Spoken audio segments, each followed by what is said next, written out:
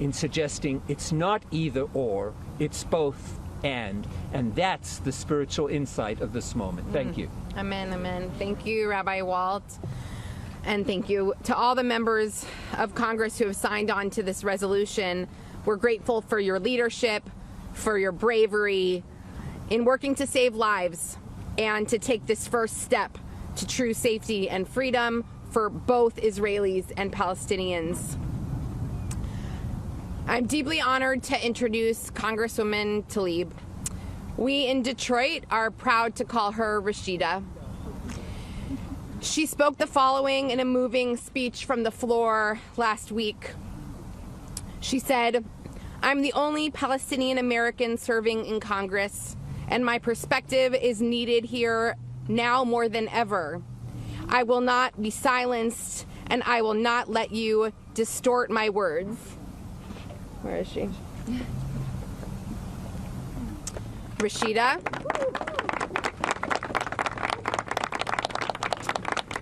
Rashida, we need you.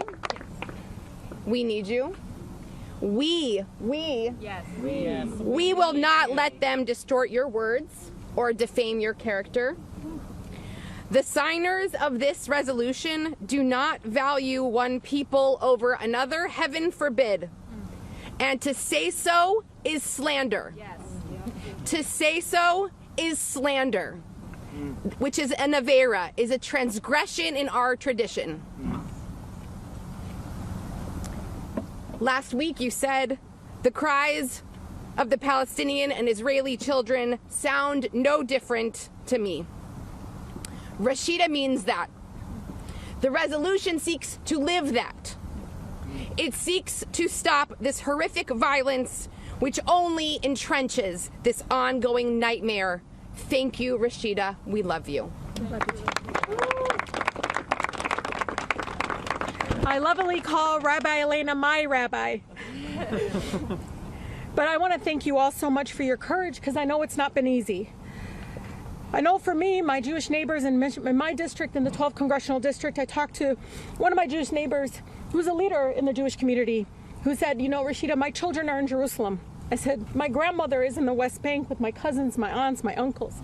We have more to lose if we don't get a ceasefire, if we don't move towards coexistence and towards understanding this violence is not making anyone safe." So thank you again. I am proud, incredibly proud, to stand in solidarity with the rabbis here, the Jewish peace advocates here today calling for an immediate ceasefire and end of the violence. Thank you again for your voice and courage at this moment in time. While there are growing attempts to silence those speaking up for human rights, even in this chamber, fighting to save lives, no matter faith, no matter ethnicity, should not be controversial. My colleagues must recognize our shared humanity, the value of human life. There are millions of people across our country right now who are horrified watching the government support collective punishment of Palestinians while the Israeli government continues to carry war crimes by cutting off water, food, and life-saving medical care.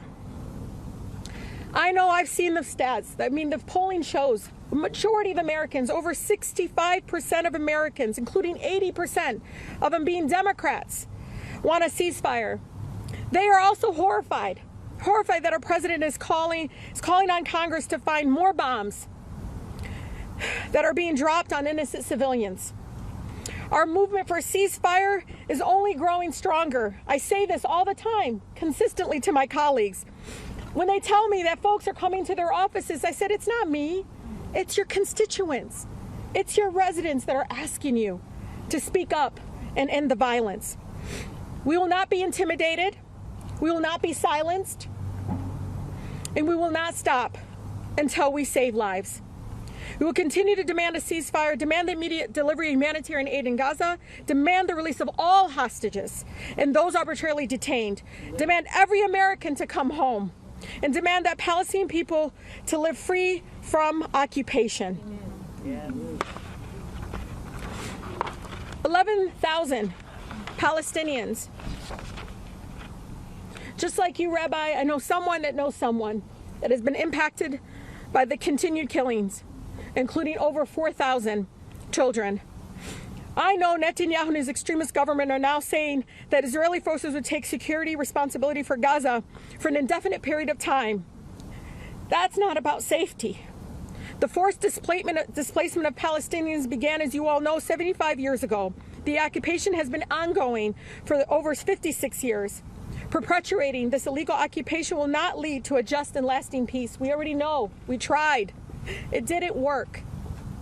The path to peace must include addressing the root causes of our conflict and ending the blockade and the occupation.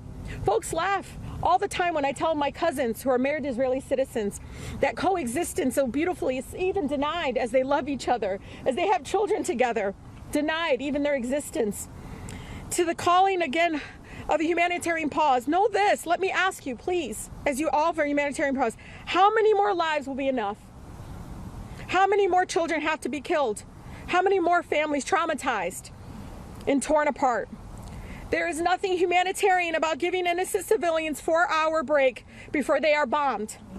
We are calling for an end to the violence, not a break in the violence.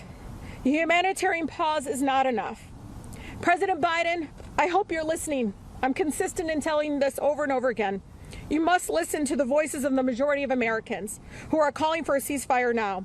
So today, again, please look to the majority of your residents, many of which supported you. They're calling you to do what's right. End the violence, support a ceasefire now.